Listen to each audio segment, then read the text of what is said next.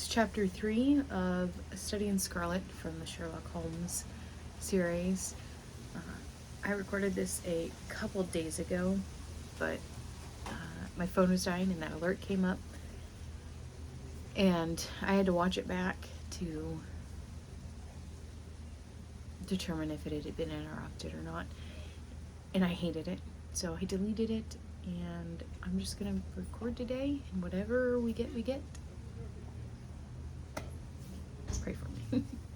Alright, chapter 3, Lauriston Garden Mystery.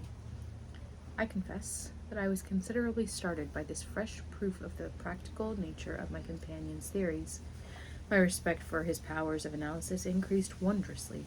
There still remained some lurking suspicion in my mind, however, that the whole thing was a prearranged episode intended to dazzle me, though what earthly object he could have in taking me in was past my comprehension. When I looked at him, he had finished reading the note, and his eyes had assumed the vacant, lackluster expression which showed the mental abstraction. "How in the world did you deduce that?" I asked. "Deduce what?" he said petulantly. "Why, that he was a retired sergeant of marines." "I have no time for trifles," he answered brusquely. Then with a smile, "Excuse my rudeness. You broke the thread of my thoughts. Perhaps it is as well. So you actually were not able to see that man was a sergeant of marines?" "No, indeed." "It was easier to know it than to explain why I knew it. If you were to ask to prove that 2 and 2 made 4, you might find some difficulty, and yet you are quite sure of the fact. Even across the street I could see a great blue anchor tattooed on the back of the fellow's hand. That smacked of the sea. He had a military carriage, however, and regulation side whiskers. There we have the marine. He was a man with some amount of self-importance and a certain air of command. You must have observed the way in which he held his head and swung his cane. A steady, respectable, middle-aged man, too, on the face of him. All the facts which led me to believe that he had been a sergeant." "Wonderful!" I ejaculated. "Commonplace," said Holmes, though I thought from his expression that he was pleased at my evident surprise and admiration. "I said just now that there were no criminals. It appears that I am wrong. Look at this." He threw me over the note which the commissionaire had brought. "Why," I cried, as I cast my eye over it, "this is terrible." "It does seem to be a little out of the common," he remarked calmly. "Would you mind reading it to me aloud?" This is a letter which I read to him. "Dear Mr. Sherlock Holmes, there has been a bad business during the night at 3 Lauriston Gardens off the Brixton Road. Our man on the beat saw a light there about 2 in the morning, and as the house was an empty one, suspected that something was amiss. He found the door open, and in the front room, which is bare of furniture, discovered the body of a gentleman, well dressed, and having cards in his pocket bearing the name of Enoch J. Drebber, Cleveland, Ohio, USA. There had been no robbery, nor is there any evidence as to how the man met his death. There are marks of blood in the room, but there is no wound upon his person. We are at a loss as to how he came into the empty house indeed. The whole affair is a puzzler. If you can come round to the house any time before 12, you will find me there. I have everything in status quo. I have left everything in status quo until I hear from you. If you are unable to come, I shall give you fuller details, and would esteem it a great kindness if you would favor me with your opinion. Yours faithful, Tobias Gregson." "Gregson is the smartest of the Scotland Yarders," my friend remarked. "He and Lestrade are the pick of a bad lot. They are both quick and energetic, but conventional, shockingly so. They have their knives into one another, too. They are as jealous as a pair of professional beauties. There will be some fun over this case if they are both put upon the scent."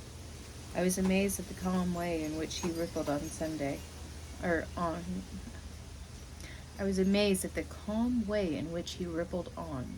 "Surely there is not a moment to be lost," I cried. "Shall I go and order you a cab?" "I'm not sure about whether I shall go. I am the most incurably lazy devil that ever stood in shoe leather. That is, when the fit is on me, for I can be spry enough at times. But it's just such a chance as you have been longing for."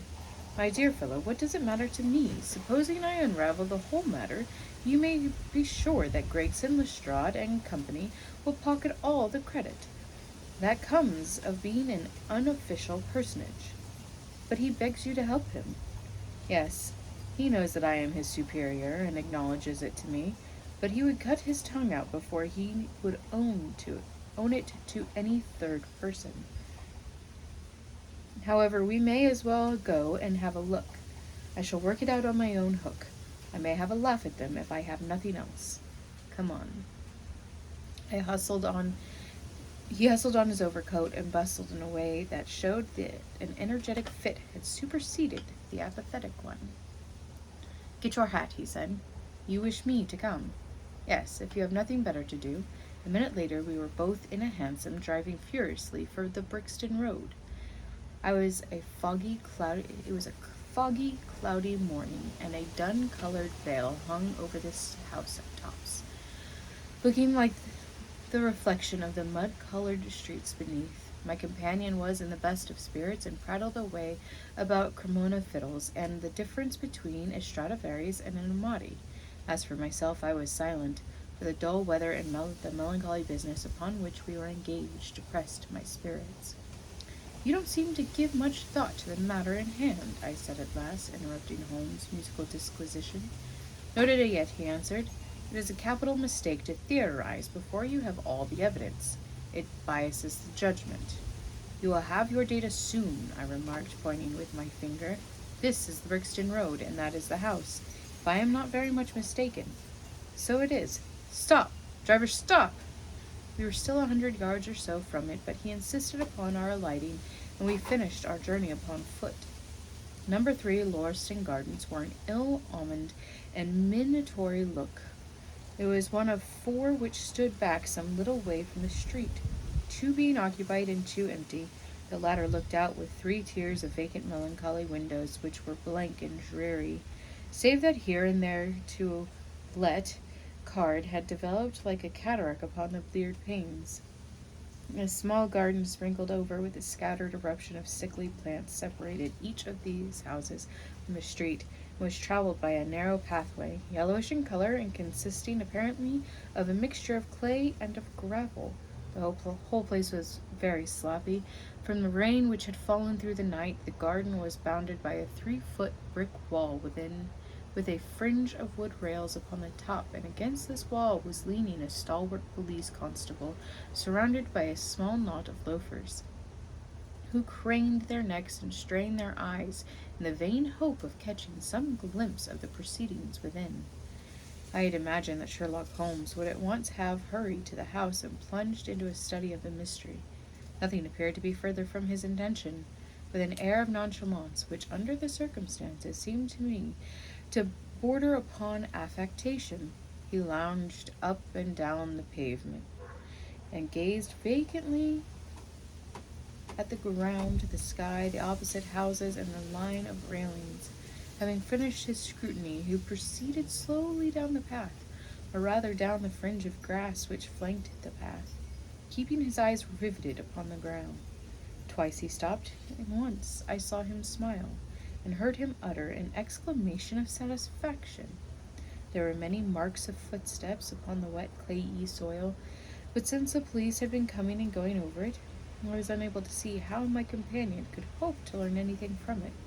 Still, I had such extraordinary evidence of the quickness of his perceptive faculties, that I had no doubt that he could see a great deal which was hidden from me. At the door of the house we were met by a tall, white-faced, flaxen-haired man with a notebook in his hand, who rushed forward and wrung my companion's hand with effusion. "It is indeed kind of you to come," he said. "I have had everything left untouched." "Except that," my friend answered, pointing at the pathway. "If a herd of buffaloes had passed along there, you could not be a greater mess. No doubt, however, you had drawn your own conclusions, Gregson, before you permitted this." "I have had so much to do inside the house," the detective said evasively. "My colleague, Mr. Lestrade, is here, and I had relied upon him to look after this." Holmes glanced at me and raised his eyebrows sardonically. With two such men as yourself and Lestrade upon the ground, there will not be much for a third party to find out, he said. Gregson rubbed his hands in a self-satisfied way. I think we have done all that can be done, he answered. It's a queer case, though, and I knew your taste for such things. You did not come here in a cab, asked Sherlock Holmes. No, sir. Nor Lestrade? No, sir. Then let us go and look at the room, with which inconsequent remark he strode on into the house, followed by Gregson, whose features expressed his astonishment. A short passage, bare-planked and dusty, led to the kitchen and offices. Two doors opened out of it, to the left and to the right. One of these had obviously been closed for many weeks. The other belonged to the dining room.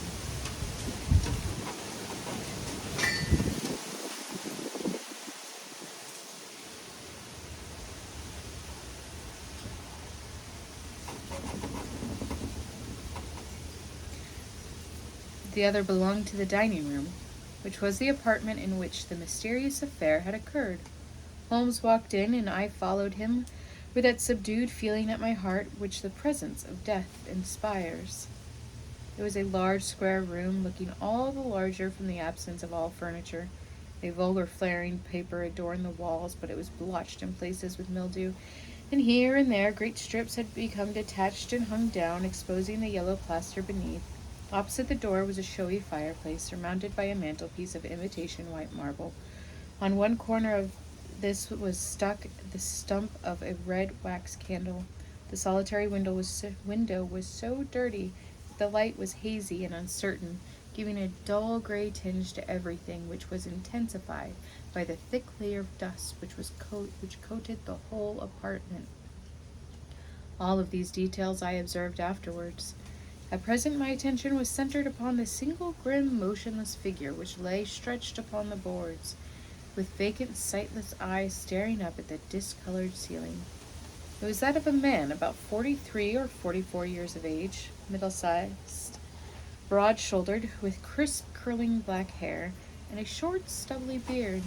He was dressed in a heavy broadcloth frock coat and waistcoat, the light-colored trousers and immaculate collar and cuffs, and top hat, well brushed and trim. He was placed upon the floor beside him. His hands were clenched and his arms thrown abroad, while his lower limbs were interlocked as though his death struggle had been a grievous one. On his rigid face there stood an expression of horror, and as it seemed to me, of hatred, such as I have never seen upon human features.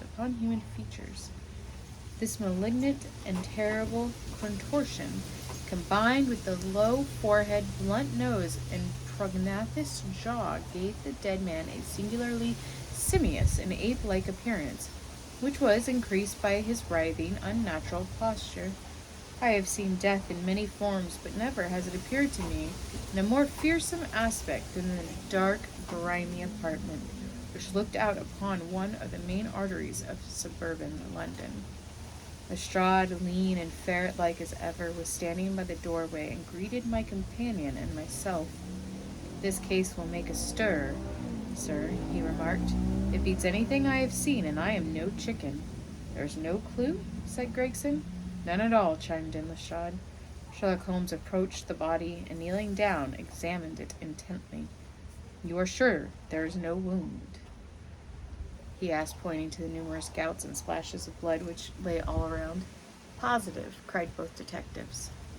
Then, of course, this blood belongs to a second individual, presumably the murderer. If murder has been committed, it reminds me of the circumstances attendant on death of Van Jansen in Utrecht in the year 34. Do you remember the case, Gregson? No, sir. Read it up, you really should. There's nothing new under the sun. It has all been done before. As he spoke, his nimble fingers were flying here, there, and everywhere, feeling, pressing, unbuttoning, examining, while his eyes wore the same faraway expression which I have already remarked upon. So swiftly was the examination made that one would hardly have guessed the minuteness with which it was conducted. Finally, he sniffed the dead man's lips, and then glanced at the soles of his patent leather boots. He has not been moved at all? He asked. No more than was necessary for the purposes of our examination. You can take him to the mortuary now, he said. There's nothing more to be learned. Gregson had a stretcher and 4 men at hand. At his call, they entered the room, and the stranger was lifted and carried out. As they raised him, a ring tinkled down and rolled across the floor. The Shaw grabbed it up and stared at it with mystified eyes. There's been a woman here, he cried. It's a woman's wedding ring. He held it out as he spoke. Upon the palm of his hand, we all gathered round him and gazed at it. There could be no doubt that the circlet of plain gold had once adorned the finger of a bride. This complicates matters, said Gregson. Heaven knows they were complicated enough before. You sure it doesn't simplify them, observed Holmes. There's nothing to be learned by staring at it. What did you find in his pockets? We have it all here, said Gregson, pointing to a litter of objects. Upon one of the bottom steps of the stairs, a gold watch, number 97163, by Barrad of London, gold Albert chain, very heavy and solid, gold ring with Masonic device, gold pin, bulldog's head with rubies as eyes, Russian leather card case with cards of Enoch J. Drever of Cleveland corresponding with the EJD upon the linen. No purse, but loose money to the extent of £7.13, pocket edition of Boccaccio's Decameron, there we go, Decameron, with name of Joseph Stangerson upon the flyleaf. 2 letters, one addressed to E.J. Drever and one to Joseph Stangerson. At what address? American Exchange, Strand. To be left till called for. They are both from the Guian Steamship Company and refer to the sailing of their boats from Liverpool. It is clear that this unfortunate man was about to return to New York. Have you made any inquiries as to this man, Stangerson? I did it all at once, sir, said Gregson. I have had advertisements sent to the newspapers, and one of my men has gone to the American Exchange, but he has not returned yet. Have you sent to Cleveland? We telegraphed this morning. How did you word your inquiries? We simply detailed the circumstances and said that we should be glad of any information which could help us. You did not ask for particulars on any point which appeared to you to be crucial? I asked about Stangerson. Nothing else. Is there no circumstance on which this whole case appears to hinge? Will you not telegraph again? I have said all I have to say, said Gregson, in an offended tone. Sherlock Holmes chuckled to himself and appeared to be about to make some remark, when Lestrade, who had been in the front room while we were holding this conversation in the hall, reappeared upon the scene, rubbing his hands in a pompous and self-satisfied manner. Mr. Gregson, he said, I have just made a discovery of the highest importance, and one which would have been overlooked had I not made a careful examination of the walls. The little man's eyes sparkled as he spoke, and he was evidently in a state of suppressed exultation at having scored a point against his colleague. Come here, he said, bustling back into the room, the atmosphere which felt clear since the removal of its ghastly inmate. Now stand there. He struck a match on his boot and held it up against the wall. Look at that, he said triumphantly. I have remarked that the paper had fallen away in parts. In this particular corner of the room, a large piece had peeled off, leaving a yellow square of coarse plastering. Across this bare space there was scrawled in blood red letters a single word. Rache. What do you think of that? Cried the detective, with the air of a showman exhibiting his show. This was overlooked because it was in the darkest corner of the room, and no one thought of looking there. The murderer has written it with his or her own blood. See this smear where it has trickled down the wall? That disposes of the idea of suicide, anyhow. Why was that corner chosen to write it on? I will tell you. See that candle on the mantelpiece. It was lit at the time, and if it was lit, this corner would be brightest instead of the darkest portion of the wall. And what does it mean now that you have found it? Asked Gregson in a depression. I don't know, I'm struggling with this word.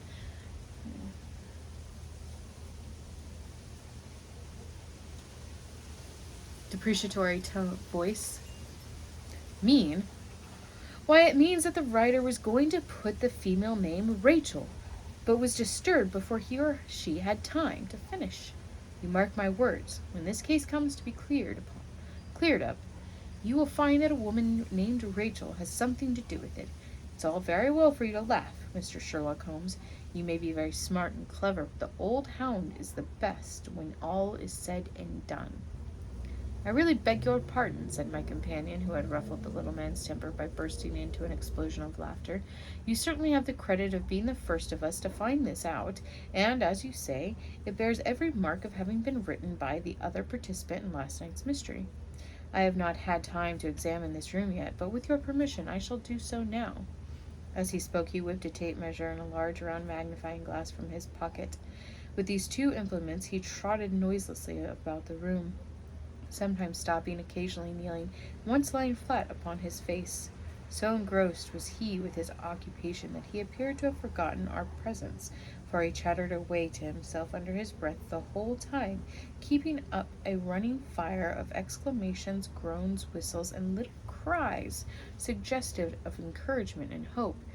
As I watched him, I was irresistibly reminded of pure-blooded, well-trained foxhound, as it dashes backwards and forwards through the covert, whining in its eagerness until it comes across the lost scent. For 20 minutes or more he continued his researches, measuring with the most exact care the distance between the marks, which were entirely invisible to me, and occasionally applying his tape to the walls in an equally incomprehensible manner. In one place he gathered up very carefully a little pile of gray dust from the floor and packed it away in an envelope.